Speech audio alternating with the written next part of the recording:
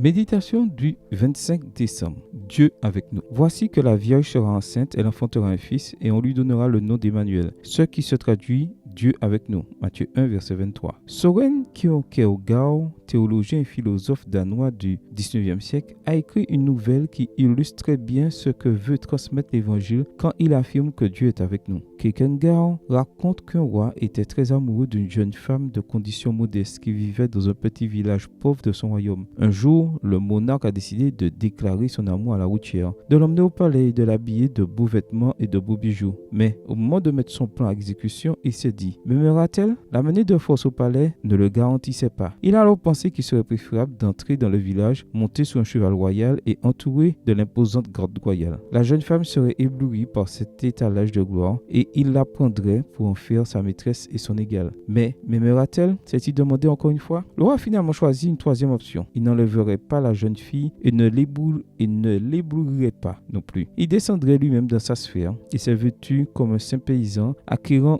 ainsi une identité distincte de la gloire qui l'entourait au palais. Il a renoncé à son trône pour gagner l'amour de la bien-aimée. Quelle similitude pertinente avec ce que le roi du ciel a fait pour nous. Le péché a créé une égalité radicale entre Dieu et la race humaine. Dieu était riche, nous sommes pauvres. Dieu était fort, nous sommes faibles. Dieu était roi, nous sommes roturiers. Que pouvait faire le Créateur pour regagner l'amour de ses créatures? Par amour pour nous, il est en effet devenu semblable à nous. Il est devenu humain et il l'a fait en couvrant l'immensité de sa divinité du manteau en lambeaux de notre humanité. Il s'est fait Dieu avec nous. On peut trouver ce Dieu en visitant les malades, en réconfortant les prisonniers, en partageant ce que nous avons avec les nécessiteux. Jésus est là. Où sont ceux qui ont besoin d'un Dieu proche de leurs problèmes et de leurs vicissitudes? Dans la simplicité de nos occupations quotidiennes, nous trouverons la preuve irréfutable que depuis cette nuit à Bethléem, Dieu est toujours avec nous. Amen. Bonne journée à vous et que le Seigneur vous bénisse.